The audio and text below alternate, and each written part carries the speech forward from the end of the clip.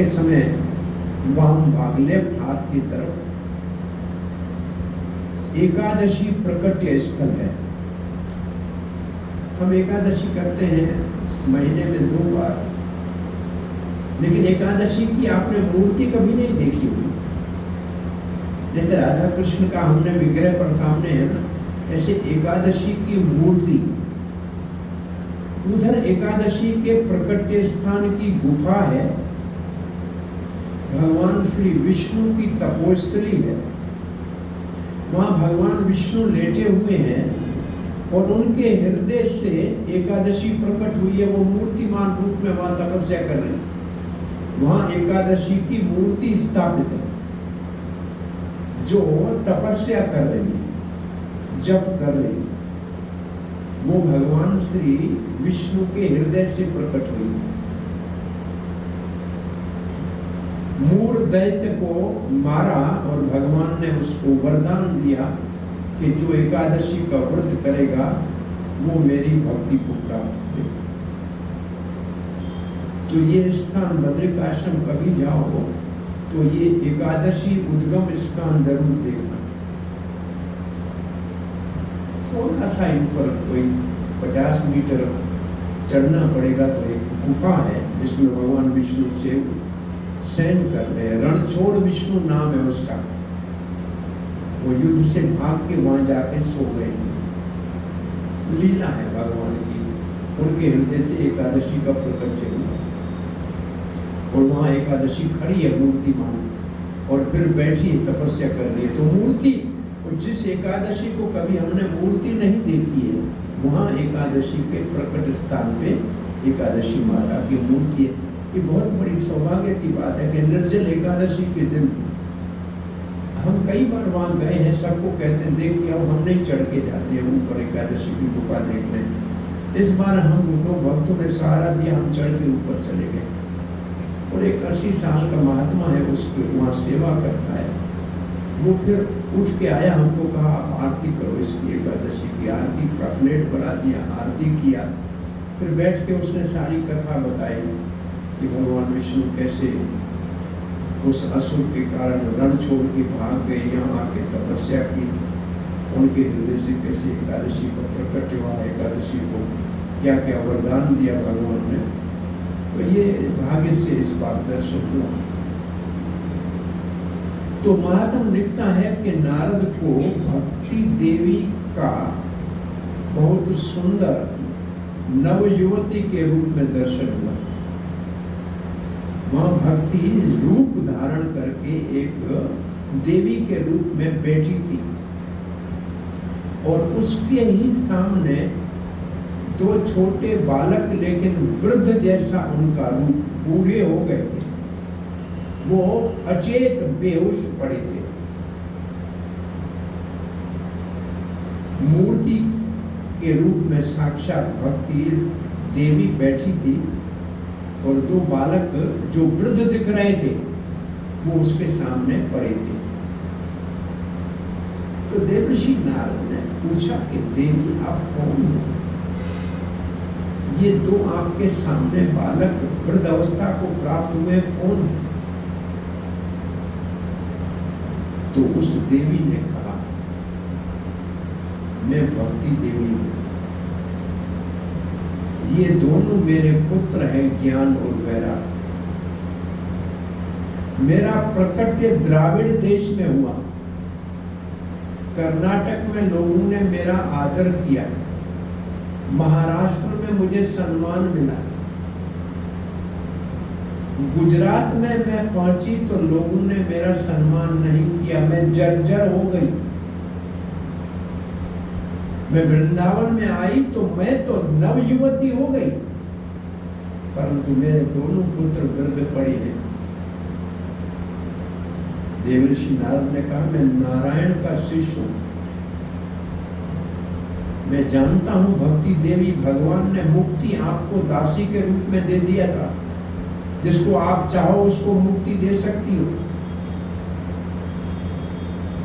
मैं आपके दोनों बच्चों को नवयुवक बनाऊंगा और आपका भक्ति देवी जन जन में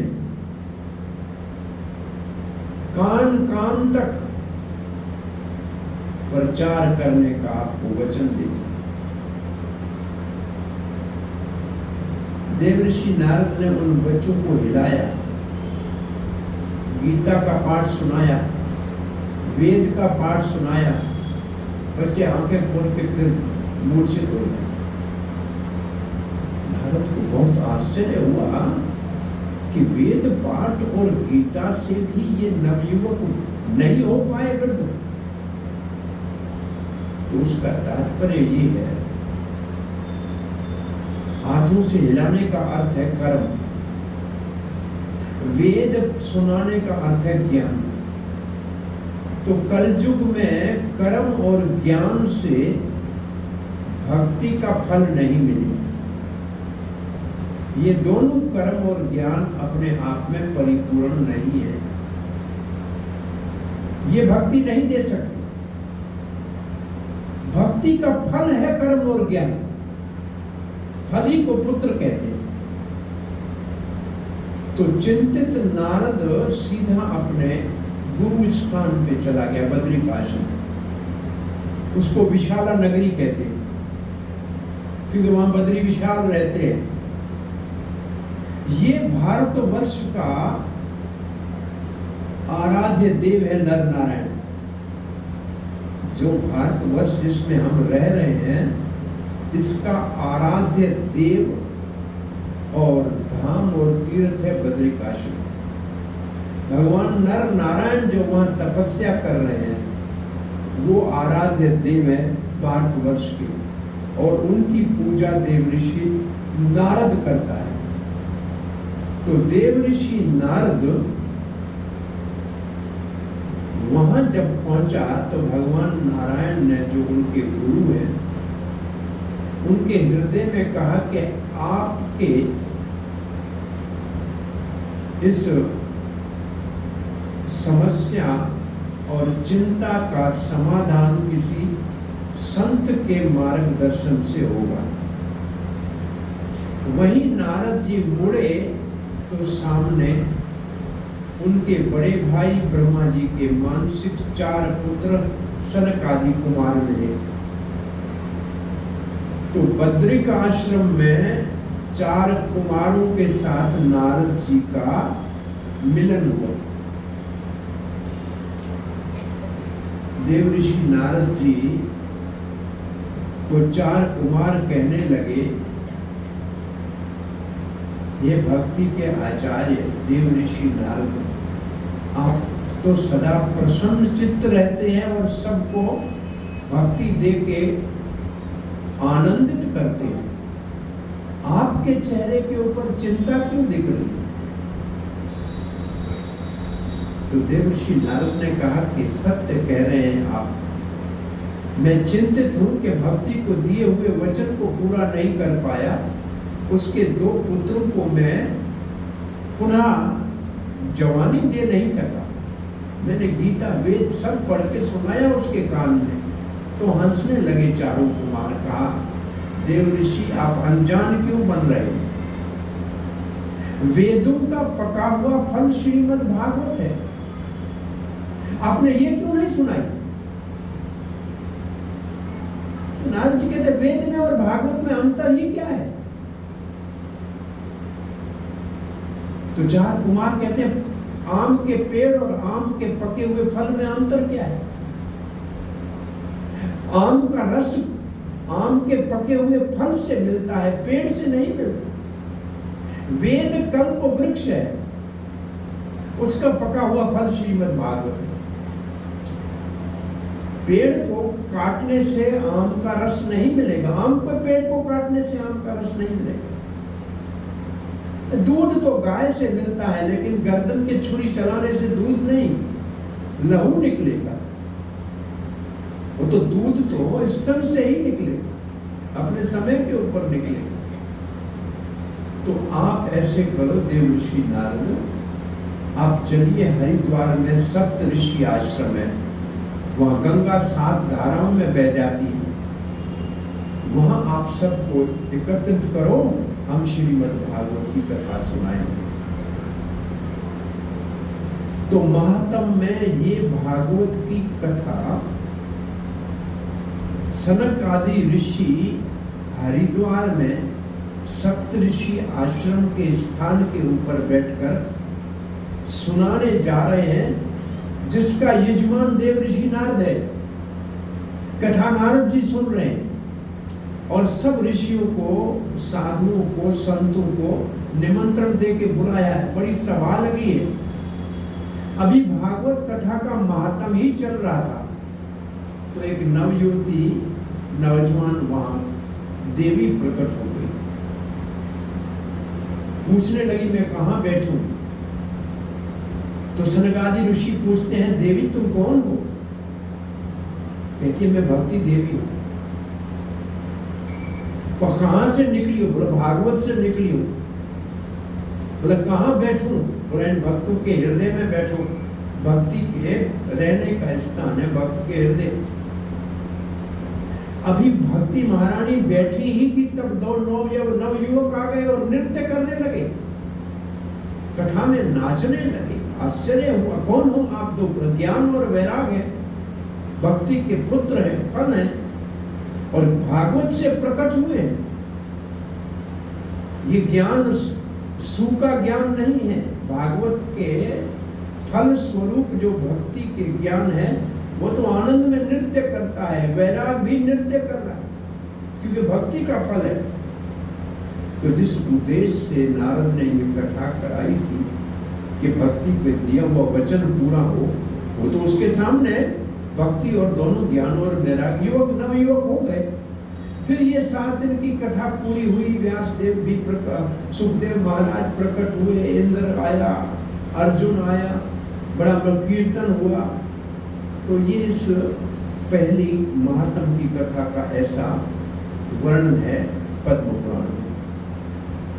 तब कथा सुनने वाले सनकादि ऋषि पूछते हैं सूत गोस्वामी से, ये तो बहुत पुरानी कथा हो गई, इसके बाद भी भागवत सुनने से किसी को लाभ हुआ है क्या?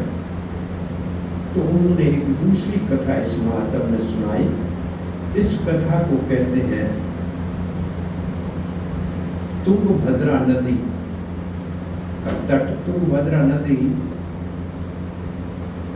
कर्नाटक और महाराष्ट्र के बॉर्डर के ऊपर है। सोलापुर से थोड़ा आगे से इस तरफ है, तुंगभद्रा नदी बहती है। वो पूरा क्षेत्र किष्किंधा क्षेत्र कहलाता है। अभी ऋषिमुख पर्वत है जहाँ सुग्रीव अपने 4 मंत्रियों के साथ, हनुमान के साथ रहता है और दूसरे तट पे पर्वत है जिसके ऊपर हनुमान का प्रकट्य हुआ और उसके नीचे पंपा सरोवर है। 4 सरोवर भारत में पवित्र है, उनमें से पंपा सरोवर है। शबरी और राम के मिलन का स्थान है।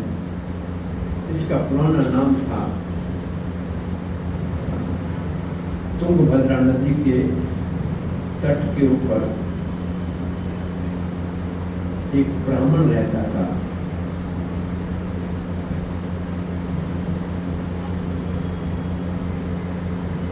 उसकी पत्नी थी जिसका नाम था दुंदकारी।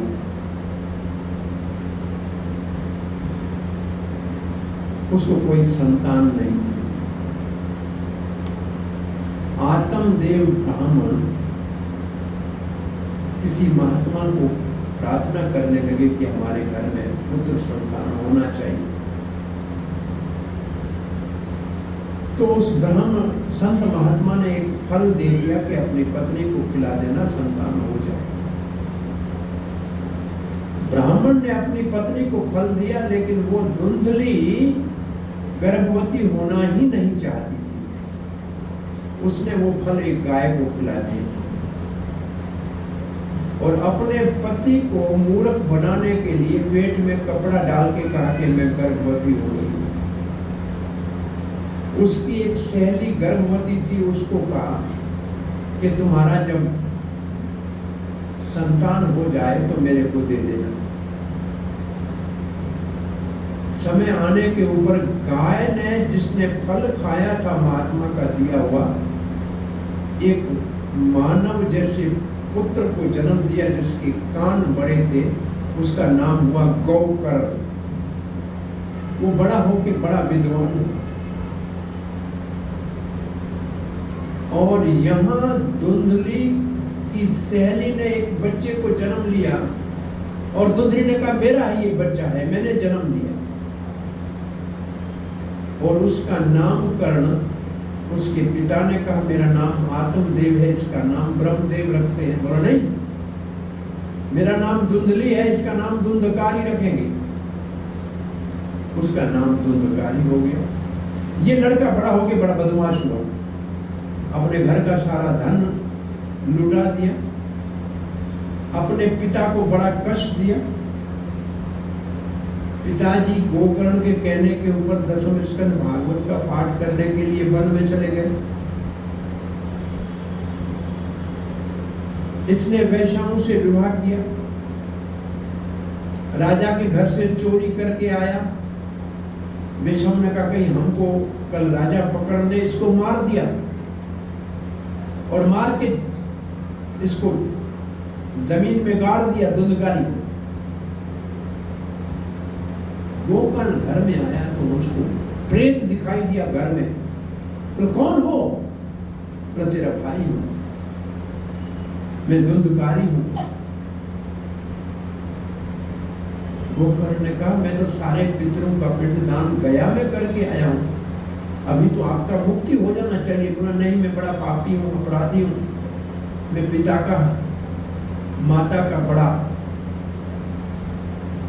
अपमान किया, अपराध किया है, मेरी उद्धार नहीं हुआ, मैं पापी हूं, दुष्ट हूं। अरे मेरा भाई, मेरा उद्धार करो। तो गोकर्ण जी सूर्य देव की उपासना करने लगे। कहा कि मेरे भाई धुंधकारी के उद्धार के लिए मैं कौन सा कार्य करूं? तो सूर्य देव ने कहा भागवत का पाठ करो। तो गोकर्ण ने भागवत के पाठ का आयोजन किया। तो एक बांस का लकड़ा जिसमें 7 गांठ थी उसको टांग दिया। कथा रोज की पूरी होती, एक बांस की गांठ टूट जाती। 7वें दिन वो जो प्रेत योनि में था आत्मदेव ब्राह्मण का बेटा धुंधकारी, वो उस भागवत को सुनने से वैकुंठ से आए हुए विमान में चढ़ के चतुर्भुज रूप में मुक्त होके जाने लगा। 7 दिन की कथा सुन के वो प्रेत योनि से मुक्त हो गया। तो गोकर्ण ने कहा सुनो, रुको तो सही, सुनंद विमान के पायलट, आप रुको, एक बात सुनो। कथा तो 7 दिन ये सब लोगों ने सुनी, एक के लिए वैकुंठ से विमान क्यों आया? तो उत्तर दिया नंद सुनंद आदि ने कि कथा में सब आते हैं, लेकिन ध्यान से जो सुनता है उसी को फल मिलता है। इसको कथा सुनने का वास्तव में फल मिला है, धुंधकारी का उद्धार हुआ है। गोकर्ण ने दूसरी कथा का आयोजन किया और जितने कथा सुनने वाले थे सब भगवत धाम चले। ये कथा पद्म पुराण की, भागवत के मातम की है। स्कंद पुराण के अंदर भागवत के महात्म की कथा विशेष रूप से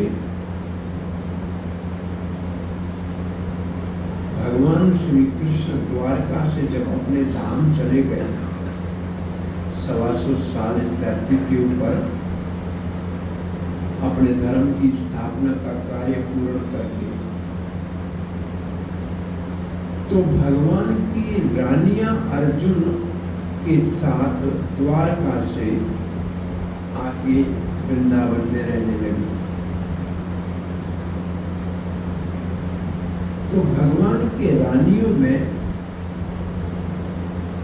चौथी भगवान की पटरानी है जमुना, कालिंदी जमुना। वो बड़ी प्रसन्न आनंद में मुदित होके रोज सबसे मिलती, सब कहती, सब रानियां कहती श्री कृष्ण के जाने के बाद हमको उनकी जुदाई का विरह की पीड़ा है, और आप इतनी प्रसन्न क्यों हैं? तो जमुना देवी कहती है, वृंदावन की स्वामिनी राधा रानी है। हमने राधा रानी के चरणों का शरण ले लिया है। हमको तो रोज भगवान श्री कृष्ण से मिलन होता है, हमको भगवान की नित्य लीला में रोज प्रवेश होता है। तो सब रानियों ने कहा, हमको भगवान श्री कृष्ण की नित्य लीला में प्रवेश कैसे मिलेगा, हम क्या करें? तो कहा कि आप सबको अगर भगवान श्री कृष्ण की नित्य लीला में रस आस्वादन करने के लिए प्रवेश करना है तो भगवान के किसी महान भागवत पुरुष के मुख से भगवान की कथा भागवत को सुनना। बोला महात्मा कैसे मिलेगा? वो चलो भगवान के नाम का कीर्तन करोगे तो महात्मा कहीं भी होगा, प्रकट होगा। तो सब भगवान के अपने ही पार्षद, उनकी रानियां, परीक्षित की माता उत्तरा, जिन्होंने भगवान को साक्षात देखा था, उनके कीर्तन के समय उद्धव जी वहां प्रकट हुए। उद्धव भगवान श्री कृष्ण के समान देखने में जैसे सांवले हैं, लंबे हैं। उद्धव उत्सव है, भगवान श्री कृष्ण का प्रतिनिधि है। उसके प्रकट होने के ऊपर सब आश्चर्यचकित हुए। कहा, उद्धव हमको भगवान श्री कृष्ण की नित्य लीला में प्रवेश हो। उद्धव ने कहा, बैठो, मैं आपको भगवान श्री कृष्ण की भागवत कथा सुनाता हूं। ये कथा भागवत की सबसे पहले गोवर्धन की तलहटी पे उद्धव कुंड के ऊपर कुसुम सरोवर के पीछे इस कथा का आयोजन हुआ। ये कथा उद्धव कर रहा था और कथा को सुनने वाले भगवान की रानियां थी, माता उत्तरा थी और परीक्षित भी बैठा था। लेकिन महात्म पूरा हुआ कथा का, तब तक बुलावा आ गया, परीक्षित महाराज को कोई संकट है, आप वापस अपनी राजधानी पधारिए। परीक्षित ने कहा, फिर मैं भागवत कथा कब सुनूंगा? तो उद्धव ने कहा, परीक्षित, इस धरती के ऊपर भागवत का अवतार आपके लिए होगा। जब आप भागवत सुनेंगे तो भागवत इस धरती के ऊपर अवतार लेकर आएगा, आप चिंता मत करो। ये भागवत तो भगवान के पार्षदों के लिए। सो परीक्षित को जाना पड़ा, परंतु ये जो भागवत की कथा ब्रज में गोवर्धन की तलहटी पे हुई, 7वें दिन पे साक्षात भगवान श्री कृष्ण प्रकट हुए। रानियों ने कृष्ण का दर्शन किया, सब आनंद में मुदित हो गए। तो इसका अर्थ यह है, भागवत सुनने वालों के समक्ष भगवान श्री कृष्ण का प्रकट्य होना चाहिए, उनके हृदय में भगवान का प्रकट्य होना चाहिए। यही भागवत सुनने का मुख्य उद्देश्य है। तब सबने कहा, श्री कृष्ण भगवान से एक वरदान दीजिए। बोला क्या है? मांगी। बोला एक वरदान ये दीजिए, जहां भी आपकी भागवत कथा हो वहां आप श्री कृष्ण प्रकट हो जाया कीजिए और सुनने वालों के हृदय में आप विराजमान होकर उनको अपनी भक्ति दे दीजिए। तो भगवान श्री कृष्ण ने कहा, तथास्तु, ऐसे ही हो। तो ये महात्मा भागवत की कथा का स्कंद पुराण है। इसके साथ एक दूसरा प्रसंग है, वो ये है कि भगवान श्री कृष्ण के संसार से जाने के साथ साथ वृंदावन से सारे भगवान के जो परिकर थे, जो एसोसिएट थे, जो भगवान के संग आए थे, वो तो सब चले गए। भगवान का परपोता, भगवान श्री कृष्ण और रुक्मणी के पुत्र प्रद्युम्न, प्रद्युम्न का पुत्र अनिरुद्ध और अनिरुद्ध का पुत्र वज्रनाभ, ये उस वक्त मथुरा का राजा बना और हस्तिनापुर का राजा बना परीक्षित। क्योंकि पांडव तो चले, श्री कृष्ण चला गया, पांडव चले गए, परीक्षित राजा हुआ। पूरे इस भारतवर्ष का राजधानी थी हस्तिनापुर और मथुरा मंडल का राजा बना वज्रनाभ। वज्रनाभ के ऊपर है तो यदुवंशी, यदुवंश को श्राप था गंधारी का भी, यदुवंश को श्राप था ऋषियों का कि सब नाश हो जाएंगे, फिर भी वज्रनाभ और उद्धव दोनों यदुवंशी जीवित है। क्योंकि उद्धव और वज्रनाभ के ऊपर गोपियों की बहुत बड़ी कृपा है। वज्रनाभ का अभी जन्म भी नहीं हुआ था, अपनी माता के गर्भ में था। भगवान श्री कृष्ण अपने सारे रानियों के और द्वारका वासियों के संग कुरुक्षेत्र में आए थे सूर्य ग्रहण के समय। तब वृंदावन से नंद बाबा भी सब अपने समाज के साथ कुरुक्षेत्र आए थे। राधा रानी भी कुरुक्षेत्र आई थी और राधा रानी की सेवा में वज्रनाभ की माता थी जो राधा रानी की सेवा कर रही थी। तो राधा रानी ने बड़ा आशीर्वाद दिया कि बेटी तुम्हारा जो ये पुत्र होगा ये ब्रज को राजा, ब्रज का राजा बनेगा और ब्रज को पुनः प्रकट करेगा। तो ये वज्रनाभ ने जो आज हमको वृंदावन दिख रहा है, ये वज्रनाभ ने प्रकट किया। तो वज्रनाभ राजा बने मथुरा के। प्रजा नहीं है तो राजा किसके ऊपर करे? परीक्षित महाराज आए वज्रनाभ से मिलने। वज्रनाभ ने कहा महाराज प्रजा नहीं। तो दोनों वज्रनाभ और परीक्षित महाराज सांडल्य ऋषि के पास चले गए जो मथुरा में रहते थे, मथुरा मंडल में, ब्रज मंडल में। ये सांडल्य ऋषि नंद बाबा के पुरोहित हैं। गर्ग आचार्य यदुवंशियों के पुरोहित हैं। तो सांडल्य ऋषि के पास गए तो कहा कि अब तो श्री कृष्ण के जाने के बाद ये तो सारा ब्रज उजड़ गया, जंगल पड़ा है। सांडल्य ऋषि ने कहा मैं आपकी प्रतीक्षा कर रहा था। भगवान की दो प्रकार की लीलाएं होती, एक अप्रकट लीला, अनमैनिफेस्ट पास्टाइम।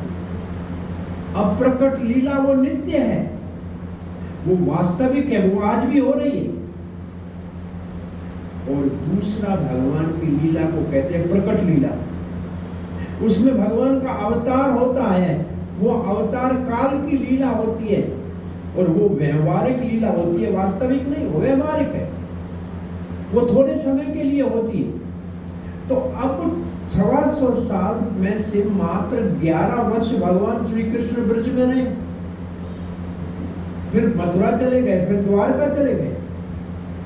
तो प्रकट लीला तो समाप्त हुई, लेकिन अप्रकट लीला तो अभी भी चल रही है। हमारे पास जो भागवत में लिखी हुई है या अन्य पुराणों में जो कथाएं हैं वो सब प्रकट लीला की है। जब भगवान अवतार लेते हैं उसकी कथाएं, परंतु उससे लाखों गुना ज्यादा भगवान की नित्य अप्रकट लीला की कथाएं, वो कथाएं इन शास्त्रों में नहीं है। लेकिन जो भक्त ब्रज में रह के अपने हृदय को पवित्र करके प्रेम से, उनके हृदय में वो लीलाएं रोज दिखती हैं। अपने कई ऐसे हमारे पूर्वज रूप गोस्वामी आदि के, सनातन गोस्वामी आदि के साथ भगवान की नित्य लीलाओं के कितने कथाएं सुनी है जो भागवत में तो नहीं है। रूप गोस्वामी ने एक पद लिखा था कि राधा रानी की जो वेणी है, चोटी है, वो सांप के समान है। तो सनातन गोस्वामी को कहा ये शब्द सांप राधा रानी की चोटी के साथ तुलना देना अच्छा तो नहीं लग रहा है। जैसे वहां से निकले राधा कुंड के किनारे पे तो एक पेड़ में झूला बना हुआ था, झूले में लड़की एक झूल रही थी, और जैसे लड़की झूले में आई तो उसके पीछे चोटी ऐसे आई तो सनातन गोस्वामी को दिखा, कहा लड़की लड़की सांप सांप। उसकी चोटी ऐसे घूमी तो उसके पीछे सांप दिखाई दिया, सांप सांप। तब देखा न झूला है न लड़की है। तो सनातन गोस्वामी ने कहा जो लिखा था राधा रानी थी, मेरे को अपनी वेणी को सांप के रूप में दिखा दिया। तो वो स्थान आज भी राधा कुंड के कोने पे है जहाँ ऐसे सनातन गोस्वामी ने राधा रानी का दर्शन किया। रघुनाथ दास गोस्वामी राधा कुंड के ऊपर भजन कर रहे थे, शेर पानी पीने आया तो भगवान श्री कृष्ण स्वयं प्रकट होके शेर से बचाने के लिए खड़े थे। धूप बहुत ज्यादा थी, राधा रानी अपने साड़ी के पल्लू से रघुनाथ दास गोस्वामी को छाया कर रही थी। ये देखा तो सनातन गोस्वामी ने कहा रघु, हम राधा रानी की सेवा करने के लिए वृंदावन में आए हैं, राधा रानी को सेवा में लगाने के लिए नहीं आए हैं। आप कुटिया बना के भजन करो, नहीं तो राधा रानी को देखा नहीं जाता है आपके धूप में तपते हुए, इसलिए छाया करती है। ये लीलाएं तो भागवत में नहीं लिखी हुई है, ये नित्य लीलाएं हैं। ये आज भी वृंदावन में हो रही है, रोज हो रही है, 24 घंटे हो रही है। जो वास्तविक जो व्यवहारिक प्रकट लीला अवतार काल की भगवान की है, इस लीला को सुनने से पढ़ने से हम भगवान की नित्य अप्रकट लीला में प्रवेश होने का अधिकार प्राप्त करते हैं। इसलिए ये भागवत सुनी जाती है तो हमारा हृदय शुद्ध हो जाए और भगवान की नित्य लीलाएं जो 24 घंटे हो रही है, 8 पहर हो रही हैं, उनको हम अपने हृदय में देख सकें। श्रील प्रभुपाद जी कहते हैं जब हृदय हमारा टेलीविजन की तरह दूरदर्शन बन जाता है तो उसके ऊपर धारावाहिक भगवान श्री कृष्ण के लीलाओं का चलचित्र चलने लगता है।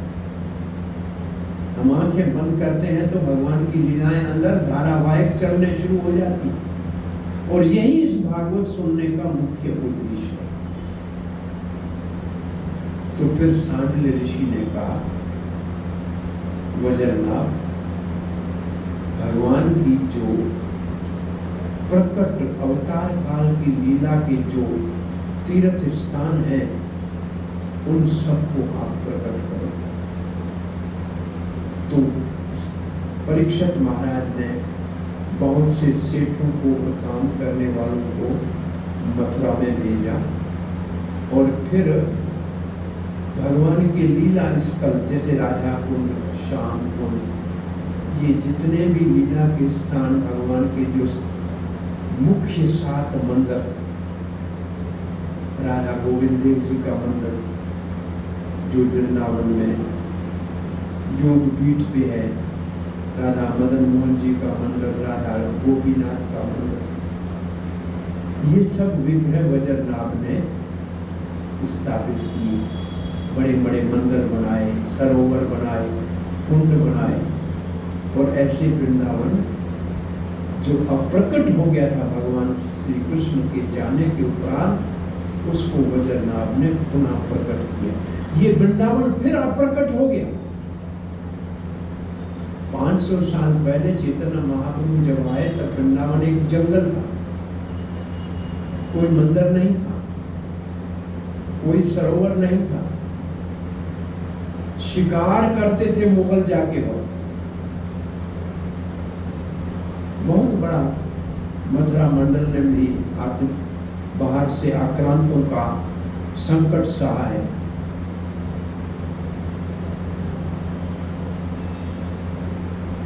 नादर शाह, अहमद शाह अब्दाली, ये सब जो लड़ते लड़ते मथुरा में आए थे उस समय, जो ये नागा बाबा कहते हैं ना, कुंभ मेलों में नागा बाबा देखते हैं ना, ये वास्तव में जो भारतीय सनातन साधु समाज है उसके रक्षण करने के लिए सेना बनाई थी शंकराचार्य। और उस समय ये लाखों साधु अपने तलवार और कुल्हाड़ियां लेके उन आतंकी मुसलमानों से लड़े थे उस समय, और ब्रज की गौरव की रक्षा की थी। ये मराठा साम्राज्य का अंतिम युद्ध था, पानीपत का, और इस युद्ध में वो मथुरा तक आ गया था, और तब साधुओं ने उनके साथ उनको वहां से खदेड़ा था। सो ये दूसरी बार जब ब्रज अनलुप्त हो गया तो भगवान श्री चैतन्य महाप्रभु ने अपने पार्षद 6 गोस्वामी को ब्रज में मंदिर बनाने के लिए, भगवान की लीला स्थली को पुनः प्रकट करने के लिए, नया निर्माण करने का आदेश दिया। आज जो वृंदावन के मंदिर दिखते हैं, जो भी सरोवर दिखते हैं, कुंड दिखते हैं, ये सब 500 साल पहले चैतन्य महाप्रभु के परिकर पार्षद 6 गोस्वामियों और उनके अनुयायियों ने इनको प्रकट किया। और फिर यहाँ इस महात्म के अंदर लिखा है कि कथा सुनने वाले उच्च कोटि के श्रोता भी होते हैं, सुख श्रोता, मीन श्रोता। मीन का मतलब मछली जैसे पानी के बगैर रह नहीं सकते हैं, ऐसे भक्त कथा के समय रह नहीं सकते। सुख श्रोता, ऐसे श्रोता जो सुनते हैं, दूसरों को सुनाते हैं तोते की तरह। हंस श्रोता, अच्छे श्रोताओं में हंस श्रोता है। इसका अर्थ है नीर और खीर को अलग कर सकते हैं। जो सारभूत रस है उसको ले लेते हैं, बाकी सब छोड़ देते हैं। ऐसे कुछ श्रोता निम्न कोटि के भी होते हैं।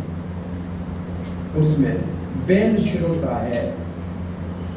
बैल जैसे अंगूर दो या खली दो सभी खाता रहता है। ऐसे कुछ लोग कथा में कुछ समझ में नहीं आता है, हाँ ऐसा रिलाते रहते। ऊंट श्रोता होते हैं, जो अच्छी चीज नहीं खाएंगे, कांटा खाएंगे। खेत में जाएंगे, कांटे वाले पेड़ खाएंगे और अंदर से अपने ही गले को काट के अपना ही गर्म और नमकीन खून पीते हैं और समझते हैं कि हम अच्छा खा रहे हैं। ऐसे ऊंट श्रोता वो है जो अच्छे रस की कथा को छोड़ के और जो बीच में हंसी मजाक की ऐसी कथा होती है उसी को पकड़ते हैं। ऊंट का मतलब जो बेकार चीज है उसको पकड़ते हैं, सार को छोड़ देते हैं। तो ऐसे श्रोताओं का, वक्ताओं का वर्णन है। और एक छोटी सी कथा महात्म की कह के फिर हम आगे बढ़ते हैं। परीक्षित को कथा सुनाने के लिए सुखदेव जब जा रहे थे तो देवर्षि इंद्र अमृत का कलश लेकर आया और कहा, सुखदेव गोस्वामी आप भागवत के अमृत को हमको पिला दीजिए। और सुखदेव को ये स्वर्ग का अमृत पिलाओगे तो तक्षक के काटने से मरेगा नहीं, परीक्षित बच जाएगा। सुखदेव गोस्वामी ने कहा, आप भागवत कथा के अमृत की तुलना तुम्हारे स्वर्ग के अमृत के साथ करते हैं। तुम स्वर्ग के अमृत की कीमत चुकाकर भागवत के अमृत को सुनना चाहते हो। तुम सुनने के अधिकारी नहीं हो। उठाओ अपना ये कलश यहां से, नहीं चाहिए मुझे। परीक्षित ने भी कहा, मुझे नहीं चाहिए ये अमृत, मैं भागवत का अमृत पीना चाहता हूं। इससे एक सिद्धांत स्थापित होता है, भागवत को कोई मूल दे के सुना नहीं जा सकता। कुछ दे के उसके बदले में भागवत नहीं सुना जा सकता। भागवत को सुनने वाला भी कृष्ण अर्थी होना चाहिए, उसको कृष्ण ही चाहिए। भागवत सुनाने वाला भी कृष्ण अर्थी होना चाहिए, वो कृष्ण को ही देना चाहता है, सुनने वाला कृष्ण को ही लेना चाहता है, वो भागवत अपना रस प्रकट करेगा। अगर सुनाने वाला धनार्थी है, कुछ चाहिए, सुनने वाला कृष्ण अर्थी है, उसको भगवान चाहिए, रस प्रकट नहीं होगा। सुनाने वाला कृष्ण देने चाहता है, सुनने वाले को संसार का सुख और धन चाहिए, वो धनार्थी है, रस नहीं मिलेगा। इसलिए भागवत सुनने के लिए श्रद्धा चाहिए, विश्वास चाहिए। उसके सुनने के लिए कोई मोल से भागवत नहीं सुन सकता। ये सारी भागवतों को विशेष रूप से प्रभुपाद जी के शिक्षाओं के अनुसार कि भागवत को ऐसे ताबड़तोड़ जल्दी करके और किसी उद्देश्य से नहीं करना चाहिए। ऐसा का यहां तक लिखा हुआ है कि है तो भागवत कथा, परंतु ये तामसिक वृत्ति की हो जाएगी। अगर एक प्रसंग पहले स्कंद का लो, दूसरा स्कंद छोड़ दो, तीसरे स्कंद का एक प्रसंग लो, चौथा स्कंद को छोड़ दो, ऐसे अगर भागवत की कथा करोगे तो उसको तामसिक कथा कहते हैं। है तो कथा, लेकिन तमोगुण का प्रभाव है, राजसिक कथा हो जाएगी। बहुत भागा दौड़ी में कथा की है, ताबड़तोड़ कथा की है, दिखाने के लिए कथा की है, तो राजसिक कथा है। सात्विक कथा है, यहाँ कथा का महात्म स्कंद पुराण का लिखता है कि श्री कृष्ण के पास ब्रह्मा जी ने जाके प्रार्थना की कि भगवान हमें सृष्टि करने का काम करना है, हमको तो राक्षसों की भी सृष्टि करनी है, असुरों की भी सृष्टि करनी है, देवताओं को भी सृष्टि करनी है, मानव की भी करनी है। हमारे को विस्तार करना है, विस्तार रजोगुण का भाव है। हम कैसे सदा भगवान आपका स्मरण सदा हमारा बना रहे? तो भगवान ने कहा ब्रह्मा जी भागवत का पाठ किया करो, तो तुम भले रजोगुण के प्रभाव वाला काम करोगे, फिर भी तुम सदा मुझे याद करते रहोगे। तो 7 दिन में ब्रह्मा जी भागवत पढ़ के पूरी करते। भगवान शंकर जी ने श्री कृष्ण से पूछा, मुझे तो प्रलय का काम करना है, ये तो तमोगुण का कार्य, संहार का कार्य है, और मैं सदा आपका स्मरण भगवान कैसे कर पाऊंगा? भगवान ने कहा आप भी भागवत का पाठ किया करो। शंकर जी 1 साल में भागवत पढ़ के पूरी करते हैं, पार्वती सुनती है। पार्वती 2 साल में भागवत पढ़ती है, शंकर जी सुनते हैं। तब भगवान विष्णु ने कहा श्री कृष्ण मुझे पालन का कार्य करना है, मेरे को तो हवा है कि रोटी है कि पानी है, वो तो असुर को भी देना है और देवता को भी देना है, भले को भी देना है और बुरे को भी देना है, मेरे को सबका पालन करना है। मैं कैसे सदा भगवान आपका स्मरण करूं? बोलो भागवत का पाठ करो। 1 महीने में भगवान विष्णु भागवत का पाठ करते हैं, लक्ष्मी सुनती है। फिर लक्ष्मी देवी 2 महीने में पाठ करती है, भगवान विष्णु सुनते हैं। तो ब्रह्मा विष्णु और महेश नित्य निरंतर भागवत का पाठ कर रहे हैं। इसलिए जो वैष्णवाचार संप्रदाय है वो भागवत संप्रदाय। एक शंकर जी से शुरू होती है रुद्र संप्रदाय, क्योंकि भागवत पढ़ रहा है। एक लक्ष्मी से शुरू हो रही है श्री संप्रदाय, वो भी भागवत संप्रदाय है। एक संप्रदाय 4 कुमारों से शुरू हो रही है, वो भी बलराम जी शेष से भागवत सुन रहे हैं। और एक संप्रदाय चौथी रुद्र संप्रदाय, श्री संप्रदाय, कुमार संप्रदाय, और चौथी है निम्बार्क संप्रदाय। तो निम्बारक तो कुमारों ने शुरू किए। ब्रह्मा जी भागवत पढ़ रहे, ब्रह्मा जी भागवत पढ़ रहे, तो ब्रह्मा जी की संप्रदाय भी भागवत संप्रदाय हो गई। तो चारों भागवत वैष्णव संप्रदाय, उनका मूल ग्रंथ भागवत है। सो ऐसे भागवत के पाठ का वर्णन है। अब ये महात्म की कथा आपको बताई। अब आगे हम श्रीमद् भागवत का आज शुभारंभ करते हैं।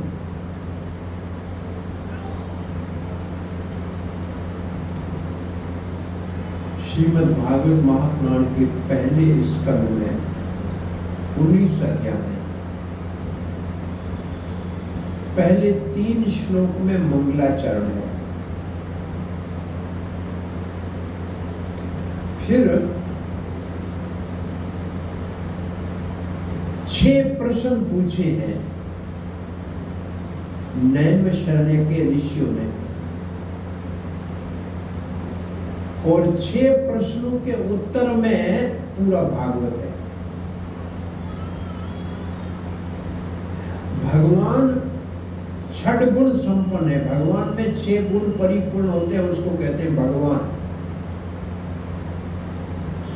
और 6 प्रश्न उस भगवान को जानने के लिए किए गए। और 19 अध्यायों में 3 संवाद है। कथा कहने वाला वक्ता और कथा सुनने वाला श्रोता। पहले 3 अध्यायों में उगर सर्वासूता रोमहर्षण का बेटा भागवत की कथा कर रहा है। कहां कर रहा है? नैमिषारण्य में कर रहा है। सुन कौन रहे हैं? 88,000 ऊर्ध्वरेता ऋषि, और भृगु के वंश का शौनक ऋषि उनका अध्यक्ष है।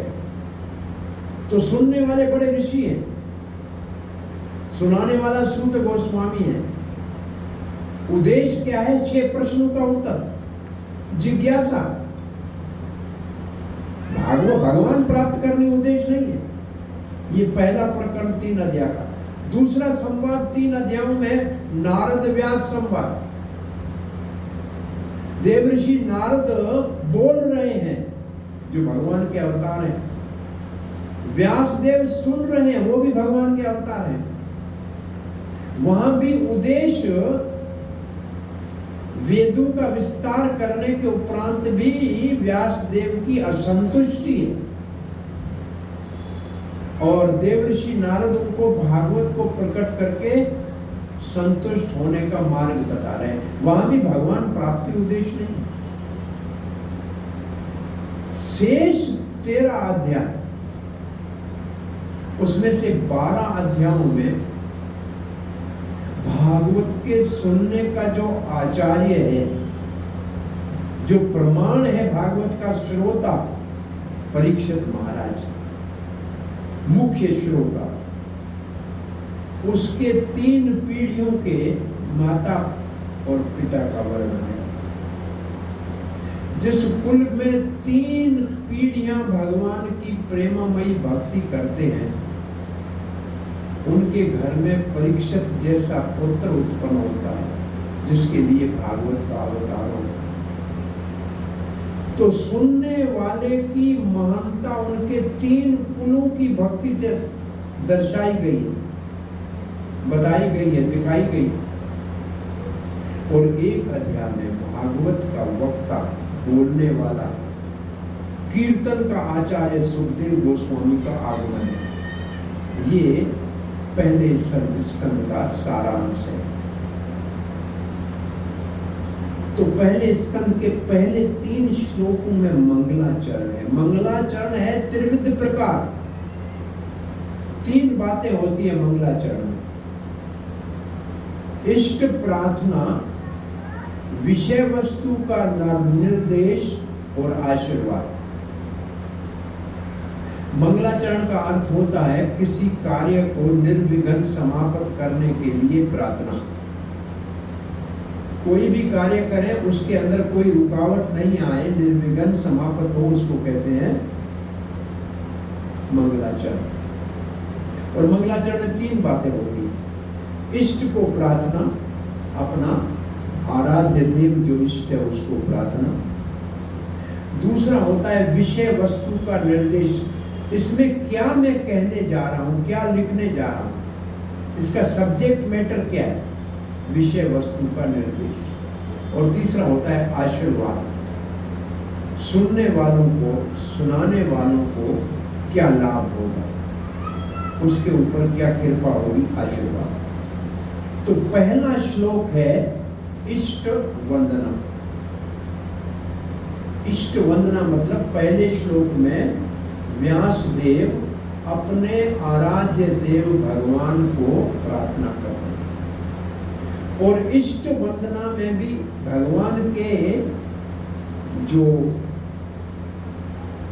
स्वरूप है उसके 2 विभाग होते हैं, स्वरूप लक्षण और तटस्थ लक्षण, प्रिंसिपल एंड सेकेंडरी कैरेक्टरिस्टिक इष्ट की, प्राइमरी एंड सेकेंडरी। तो पहला श्लोक में एक शब्द है जो गायत्री है। पहले श्लोक में गायत्री है, वेदांत सूत्र है, सृष्टि है, ये सब एक ही श्लोक में है। इसमें मुख्य स्वरूप क्या है इष्ट का, सत्यम परम धीमहि, क्या है बोलिए। तो इसमें धीमहि का मतलब हमारी बुद्धि, धी का मतलब बुद्धि, मही का मतलब हमारी। सत्य में सत्य को ग्रहण करें, परम सत्य को ग्रहण करें। तो मुख्य इष्ट है परम सत्य। इस परम सत्य को श्रील प्रभुपाद लिखते हैं एब्सोल्यूट ट्रुथ। परम सत्य के लिए परिभाषा है एब्सोल्यूट ट्रुथ। अब एब्सोल्यूट ट्रुथ या परम सत्य कौन है, इसका वर्णन मध्य मंगलाचरण में है। भागवत के मध्य में 335 अध्याय है भागवत में। 10वें स्कंद के दूसरे अध्याय में ये परम सत्य कौन है जिसको प्रार्थना की जा रही है इष्ट, इसका वहां वर्णन आता है। सत्यम परम त्रयी सत्यम सत्यव्रतम, ये श्लोक है। संभवतः श्लोक संख्या ढूंढ के देख सकते हैं। वह प्रार्थना कर रहे हैं। ये जो श्लोक दूसरे मंगलाचरण का जो है, सत्यव्रतम सत्यम परम त्रयी सत्यम, ये प्रार्थना कर रहा है शंकर जी, ब्रह्मा जी, नारद, ये सब देवता। किसकी कर रहे हैं, देवकी के उदर में गर्भ की प्रार्थना करी। गर्भ स्तुति का श्लोक है। तो वसुदेव और देवकी के यहाँ कौन है देवकी के गर्भ में जिसको सत्य कह रहे हैं, कौन है देवकी के गर्भ में, श्री कृष्ण। तो परम सत्य श्री कृष्ण, एब्सोल्यूट ट्रुथ श्री कृष्ण। तो मध्यम मंगलाचरण में इस बात की पुष्टि होती है कि मुख्य परम सत्य कौन है। और सीधा श्री कृष्ण क्यों नहीं कहा व्यासदेव ने, सुखदेव ने, बोले सुनने वालों में कुछ लोग शक्ति के उपासक थे, कुछ लोग शिवाइट थे, शिव के उपासक थे, कुछ वैष्णव थे। इसलिए परम सत्य कहने से सबको सहमति हो गई। परंतु आगे जाके 10वें स्कंद में परम सत्य को श्री कृष्ण ही प्रकट करके बताया गया। और तीसरा मंगलाचरण का तीसरा भाग है 12वें स्कंद के अंदर। वहां भी सत्यम परम है। तो परम सत्य का मतलब है भगवान अपनी सारी शक्तियों के साथ जो ब्रह्म को मानते हैं वो भगवान की शक्तियों को नहीं मानते हैं, ज्ञानी। बिना शक्तियों वाले भगवान को मानते हैं वो ब्रह्म। परम सत्य मतलब भगवान अपनी अंतरंग शक्ति, अपनी बाहरंग शक्ति और अपने सारे अवतारों के साथ, जितने अवतार हैं वो सब जिसमें समाये हुए हों, जितनी भगवान की तीनों शक्तियां जिसमें समाई हो, परम सत्य। तो मुख्य परम सत्य में हमारी बुद्धि परम सत्य का ग्रहण करे। और तटस्थ लक्षण कौन से हैं हमारे आराध्य देव? जन्माद्यस्य यथा, जिससे सबकी सृष्टि होती, जो सबका पालन करता है, जो सबका संहार करता है। स्वराट, जो परम स्वतंत्र है, स्वरज्ञ, जो सब कुछ जानता है।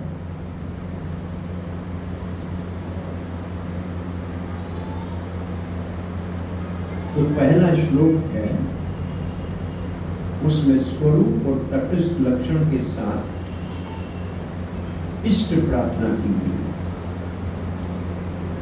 इस श्लोक का रस आस्वादन कर सकते हैं।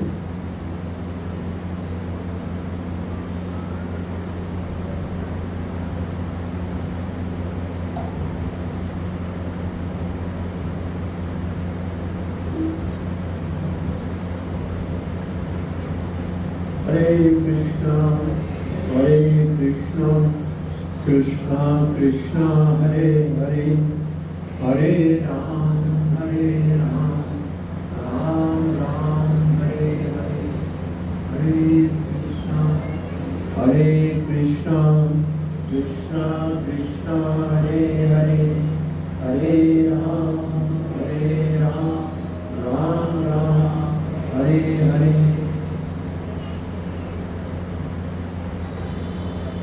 आप बोलिए हमारे साथ, ओम नमो भगवते वासुदेवाय।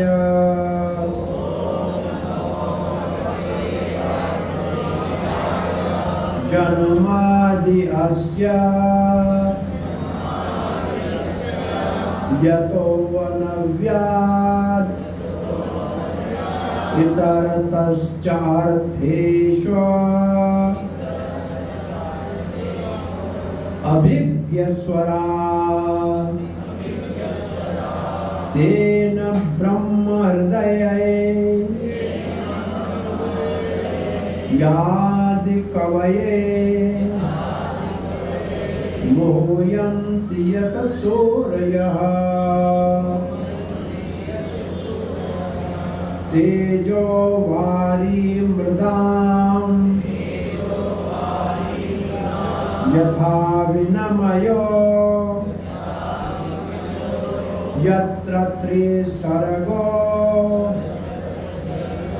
अमृषा धामना स्वेन सदा निरस्तकुहकम् सत्यं परम धीमहि। तो पहला लिखा है ओम नमो भगवते वासुदेवाय। ऐसे भागवत शुरू होती है।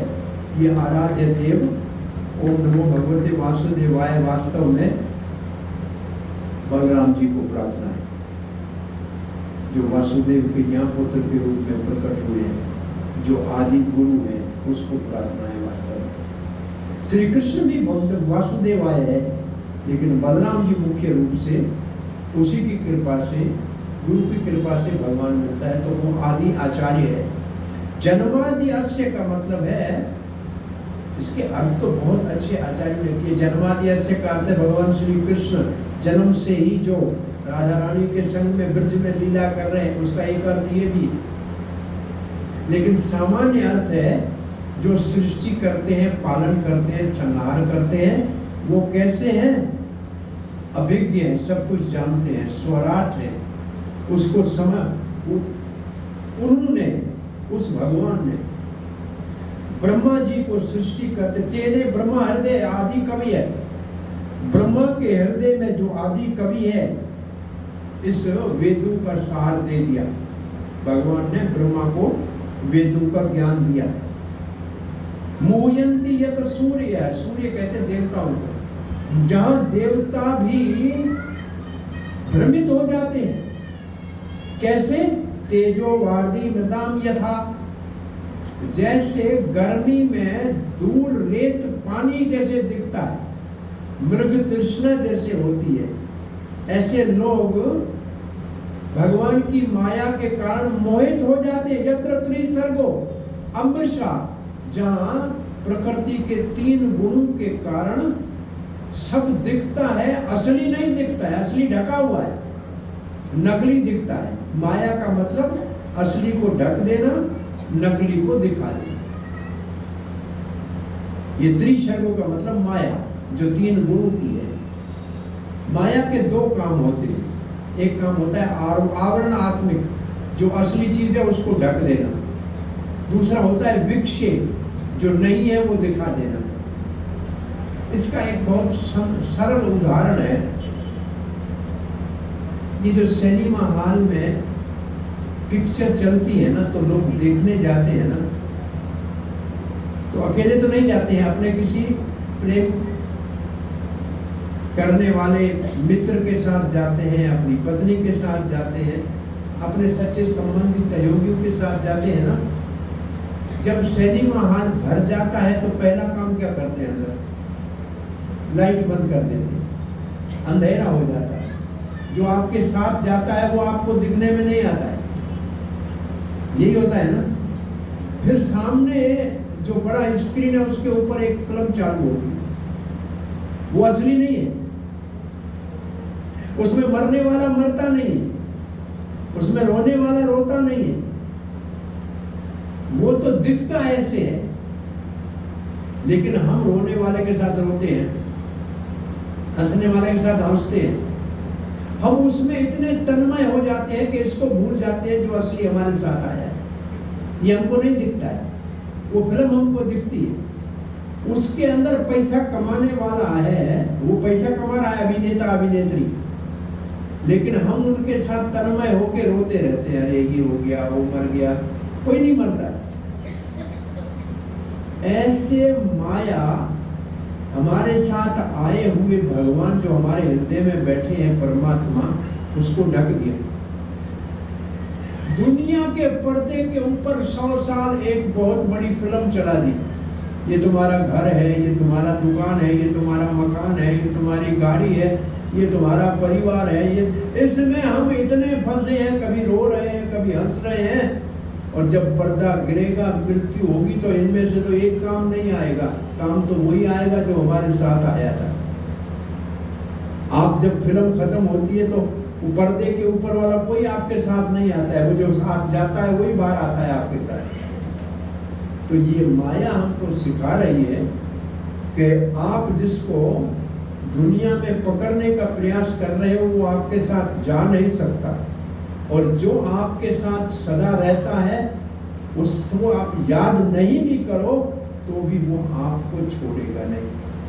भगवान हमको छोड़ता नहीं है और संसार हमारे साथ कभी चलता नहीं। भगवान से वियोग होता नहीं है, संसार से संयोग होता नहीं। संसार का मतलब है चलता रहना, वो कहीं रुक नहीं सकता। तो इसको कहते हैं मृग तृष्णा। संसार कैसा है? जैसे हिरण को गर्मियों में तपती हुई रेत पानी के सागर जैसा लगता है कि पानी का सरोवर है, पानी नहीं होता है। हिरण दौड़ता हुआ वहां जाता है, प्यासा हूं, पानी पीऊंगा, लेकिन वहां जैसे पहुंचता है पानी उतना ही दूर होता ही नहीं है पानी, केवल मृग तृष्णा है, ऐसे दिख रहा है पानी। ये संसार ऐसा है। धामना स्वयं सदा नृष्ट कोकम, लेकिन भगवान के धाम में वहां ये माया नहीं है, वहां इसका प्रभाव नहीं है। वहां कौन है? सत्यम परम, वहां साक्षात भगवान श्री कृष्ण परम सत्य है। तो क्या करें? बोला हमारी बुद्धि में उसको बिठा दे। यही गायत्री मंत्र का अर्थ है। वरेण्यम धीमहि। वरेण्यम का मतलब हम जिसका वर्ण करें। जैसे कन्या विवाह होता है ना, तो वर का वर्ण करती है, वरमाला पहनाती है। वर्ण करने का मतलब वरमाला पहनाना। तो हमारी बुद्धि है स्त्री, जो वर्ण कर रही है किसका? भगवान परम सत्य का। इसी को भगवत गीता में भगवान श्री कृष्ण कहते हैं, मई बुद्धिम निवेशय, मुझे बुद्धि में निवास कराओ, मेरे रहने का स्थान आपकी बुद्धि बनाओ, बुद्धि में भगवान रहे, ये मुख्य बात है।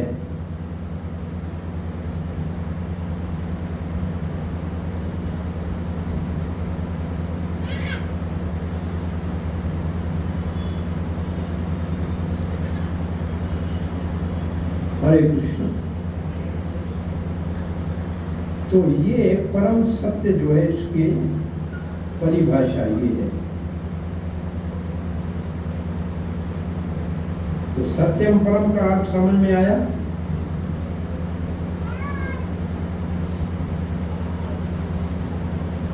अब दूसरे श्लोक में विषय वस्तु का निर्देश है। भागवत में है क्या? सब्जेक्ट मैटर क्या है? धर्म प्रोजित कई तव निर्मत्सराणाम सताम।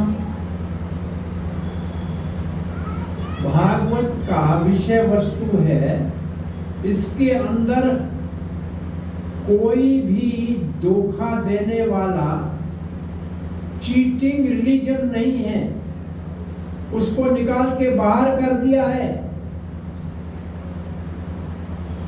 इसमें परम धर्म है। बोलो और कौन से धर्म है जिसको निकाल दिया है? एक है स्वर्ग प्राप्ति का धर्म, कर्मियों के लिए पूजा पाठ करते हैं, स्वर्ग में जाएंगे और वहां क्या करोगे? सुख भोगेंगे, फिर वापस मृत्यु लोक में आना पड़ेगा। तो स्वर्ग में जाने वाला परम धर्म नहीं है कर्मियों का। दूसरा धर्म है ज्ञानियों का ब्रह्म में लीन होना। यह भी परम धर्म नहीं है, क्योंकि अपना अस्तित्व वही गंवाना है, गंवा देना है, ब्रह्म में लीन होना है। तो वहां न भगवान का दर्शन है, न भगवान की कथा है।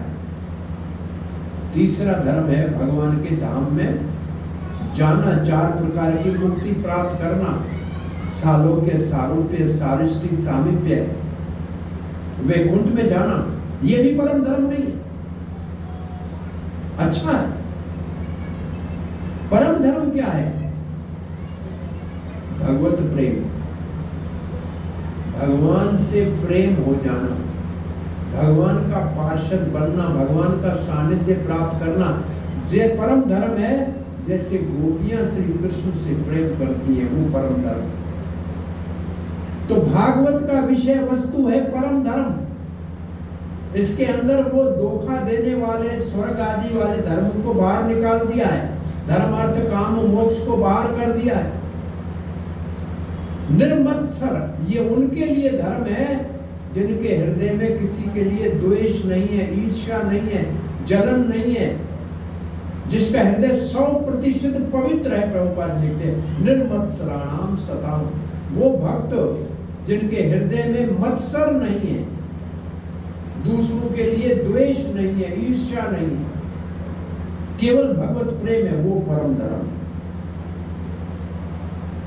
वेद्यम वास्तवम वस्तु शिवदम, विषय वस्तु क्या है वो निकाल दिया, परम धर्म दे दिया। वो परम धर्म क्या है? वेदों की वास्तविक वस्तु है, शिवदम, सबके लिए कल्याणकारी है, सबका मंगल करने वाली है। अन्य किसी शास्त्र की जरूरत नहीं है, अन्य शास्त्र की जरूरत नहीं है, इसके अंदर सर्वत्र है, सब कुछ है। तापत्रय उन्मूलनम, जो 3 प्रकार के ताप है, आदि भौतिक, आदि दैविक और आध्यात्मिक, उनको जड़ से उखाड़ने वाला है।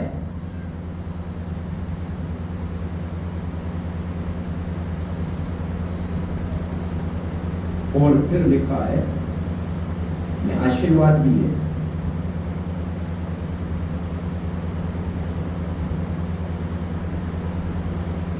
जैसे भागवत सुनने के लिए आप निकलते हैं, सदैव हृदय अवरुध्यते, उसी समय भगवान सुनने की इच्छा करने वाले के हृदय में प्रकट हो जाए। मात्र भागवत सुनने का इच्छा करो तो भगवान प्रकट हो जाएंगे हृदय में। बोला किसकी? कौन सुनने जा सकता है? प्रकृति भी, जिसकी सुकृति का उदय हुआ है। भागवत सुनने का किसको सौभाग्य प्राप्त होगा? कई जन्मों के जिसके भक्ति जनक पुण्य का उदय हुआ है। सुकृति जिसकी है वही भागवत सुनने के लिए जाएगा। जैसे ही जाएगा हृदय में भगवान प्रकट हो जाएंगे। क्या करेंगे हृदय में भगवान प्रकट होके? अन्य स्थान पे लिखा है गम धुनोति समलम कृष्ण, कृष्ण बैठ के सारे मैल धो के साफ कर देंगे, हृदय को साफ कर देंगे भगवान। तो आप ये बात कथा से पहले दिन से इस बात को ध्यान में रखिए कि श्रीमद् भागवत सुनने वही आ सकता है जिसके कई जन्मों के पुण्य इकट्ठे हुए हैं। सब नहीं आ सकते, इसलिए कम आए तो चिंता करने की आवश्यकता नहीं है। जो आए हैं वो भाग्यशाली। फिर जो आए हैं उनको क्या लाभ होगा? उनके हृदय में भगवान भक्ति को जन्म दे देंगे और भगवान प्रकट होकर उनके सारे तापत्रय उन्मूलन और जो वास्तविक वस्तु है उसको प्राप्त करा देंगे। अब तीसरा आशीर्वाद का श्लोक है, इसको पढ़िए। निगम कलपत्र गलितम फलम शुकमुखा अमृत द्रव्य संयुतम पीबत भागवतम रसम आलयम मोहो अहो रसिका वो भी भाविका। ये मंगलाचरण का श्लोक कहते हैं। निगम, निगम कहते हैं वेद को, जहां तक आसानी से पहुंचा ना जा सके उसको कहते हैं निगम। पेड़, निगम वैसे वृक्ष को कहते हैं। वेद एक ऐसा वृक्ष है जिसके अंदर से आपको फल प्राप्त नहीं हो सकता, बहुत ऊपर है, खजूर और नारियल की पेड़ की तरह। और कभी कल्प, निगम कल्प, तरोड़, तरोड़ कहते हैं पेड़ को। ये वेद एक वृक्ष है, कल्प वृक्ष है, सबकी इच्छा पूरी करता है। उस वेद का गलितम फल, पका हुआ फल है कौन? श्रीमद् भागवत। श्रीमद् भागवत वेद रूपी वृक्ष का पका हुआ फल है। बोला ये फल ऊपर से गिरा है? बोला नहीं, एक डाली से दूसरी डाली तक एक व्यक्ति ने दूसरे व्यक्ति के हाथ में दिया। भगवान साक्षात श्री कृष्ण नारायण के रूप में इसको ब्रह्मा जी को दिया। तेने ब्रह्मा हृदय, ब्रह्मा जी ने अपने पुत्र नारद को दिया, नारद ने अपने शिष्य व्यासदेव को दिया, व्यासदेव ने अपने पुत्र सुक को दिया, सुक मुखाद। जब सुखदेव के मुख से ये भागवत प्रवाहित हुई तो ये और मीठी हो गई, अमृतमय हो गई। सुख मुखाद अमृत द्रव्य संयुक्त। सुखदेव के मुख से जब भागवत निकली तो ये अमृत हो गई। पके हुए आम को तोता चोंच लमारता है तो वो मीठा हो जाए। तो भागवत को सुखदेव ने मधुर करके प्रस्तुत किया अपने अनुभव से। सुखदेव गोस्वामी की कथा आती है कि पहले तो जन्म नहीं लेना चाहते थे, अपनी मां के गर्भ से बाहर निकलना ही नहीं चाहते थे। वाटिका जाबाल ऋषि की पुत्री इसकी मां है, व्यासदेव इसका पिता है, और सुखदेव महाराज वाटिका के गर्भ से आना नहीं चाह रहे थे बाहर। कहा व्यासदेव ने, बेटा मां को कष्ट क्यों दे रहे हो, जन्म ले लो। बोला नहीं, बाहर माया है भगवान की, मेरे को पकड़ लेगी। व्यासदेव ने कहा नहीं बेटा, बोलो तुम आप माया आपके वश में है क्या? निरुत्तर हो गए व्यासदेव। भगवान श्री कृष्ण का प्रकट हो चुका था। व्यासदेव ने भगवान श्री कृष्ण को प्रार्थना की कि मेरी पत्नी गर्भवती है, पुत्र जन्म नहीं ले रहा है, आप कृपा कीजिए। श्री कृष्ण ने कहा आ जाओ सुखदेव, जन्म ले लो। बोला माया मेरी है। श्री कृष्ण ने कहा आपको छुएगी भी नहीं। जब भगवान ने आश्वासन दिया तो सुखदेव प्रकट हुए, और प्रकट हुए और चल दिए। कोई संस्कार नहीं करना पड़ा, क्योंकि कोई विकार था ही नहीं। विकार होता है तो संस्कार करना पड़ता है। विकार का मतलब बिगड़ना, संस्कार का मतलब सुधारना। और चल दिए। आगे सुखदेव जा रहा है, पीछे उसका पिता व्यासदेव जा रहा है, बुला रहा है बेटा बेटा। कोई आवाज नहीं, आवाज केवल आ रही है पर्वतों से। वापस रिटर्न होके किसको बेटा कह रहे हो? ये तो सब जगह भगवान का दर्शन करने वाला है। एक सरोवर में कुछ नवयुवती नारियां नहा रही थी। सुखदेव नवयुवक 16 वर्ष का निर्वस्त्र जा रहा था। स्त्रियों ने कोई प्रतिक्रिया नहीं की, ऐसे ही नहा रही थी। सुखदेव गुजर गया। व्यासदेव पीछे वहां पहुंचे, वस्त्र पहने हुए उनके दादा के समान थे। सब नारियों ने साड़ी पहन ली, सर नीचे झुका लिया, लज्जा आ गई। सुखदेव ने कहा देवियों, मेरा नौजवान बेटा नगर नगर चला गया, आपने कोई प्रतिक्रिया नहीं की। मैं तो गृहस्थी हूं, वस्त्र पहने हुए हैं, आप लज्जित क्यों हो रही? आश्चर्य। इसलिए कहती है हम जानती हैं व्यासदेव आप हमारे दादा के समान हैं, परंतु आपको स्त्री और पुरुष के भेद का तो पता है। वो जो आपका बेटा है वो स्त्री को, पुरुष को, पेड़ को, पहाड़ को, सबको समान समझता है। उसके अंदर स्त्री पुरुष के भेद का ही पता नहीं है। वो इतना निर्मल मन वाला है, उसको देख के हमारे मन में कोई विचार ही नहीं आया। ये स्तर का सुखदेव गोस्वामी। चले गए, ब्रह्मानंद में मगन होकर समाधि लगा के बैठे थे। व्यासदेव ने कहा कि मैंने संतान इसलिए उत्पन्न किया कि मुझे योग्य शिष्य चाहिए था भागवत सिखाने के लिए। मैंने वेदों के तो अपने आचार्य ने जैमिनी आदि को वेद दे दिए, अथर्ववेद, सामवेद, यजुर्वेद सब आचार्यों को दे दिए। भागवत देने के लिए मुझे योग्य शिष्य चाहिए था, इसलिए मैंने विवाह किया। लेकिन बच्चा तो चला गया। तो अपने शिष्यों को कुछ भागवत के श्लोक याद कराए व्यासदेव ने। कहा कि जहां सुखदेव समाधि लगाता है वहां श्लोक ये पढ़ना। तो एक दिन श्लोक पढ़ा जा रहा था, गोपियों के मुख से निकला हुआ श्लोक है। ब्रहा पीड़म नटवर वपु करणियो कर्णिकारकम। गोपियां कहती हैं भगवान श्री कृष्ण ग्वाल वालों के संग जब बछड़े चराने के लिए, गैया चराने के लिए वन में प्रवेश करते हैं तो माथे के ऊपर मोर मुकुट लगा हुआ है, कान के ऊपर कनीर का पुष्प लगा हुआ है, वैजंती माला पहनी हुई है। ये सुंदर कृष्ण के रूप की माधुरी को सुनकर सुखदेव ब्रह्म आनंद से उठ के उनके पीछे भागे। किसकी बात कर रहे हो? कौन है ऐसा सुंदर? उनका हमें मालूम नहीं, हमारे गुरुदेव को मालूम है। सुखदेव ने फिर कहा कि सुंदर लोग हैं, उनका स्वभाव अच्छा है कि नहीं क्या पता। चलो वापस समाधि में बैठते। चले गए समाधि में। कुछ दिनों के बाद वो यज्ञ की संविधा लेने के लिए, लकड़ियां लेने के लिए, पूजा के पुष्प लेने के लिए व्यासदेव के शिष्य एक दूसरा श्लोक जो उद्धव के मुख से निकला है विदुर के सामने जमुना जी के तट पे।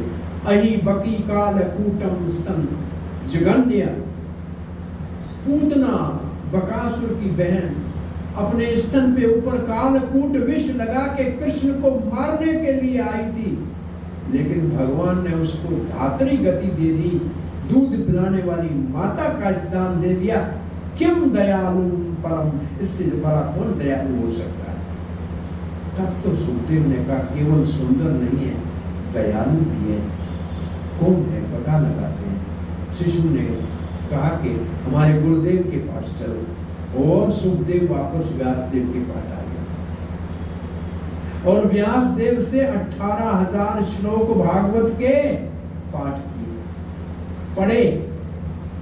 अब पहले ब्रह्मानंद में था, और वैसे कहते हैं कि ये सुखदेव राधा रानी का तोता है, सुख, जो राधा रानी को कृष्ण की लीलाएं गोलोक में सुनाता है। तो ये सुखदेव सुख के रूप में आया, और अन्य शास्त्रों में सुखदेव ये भागवत शंकर जी से सुन के आया है, ये भी वर्णन है।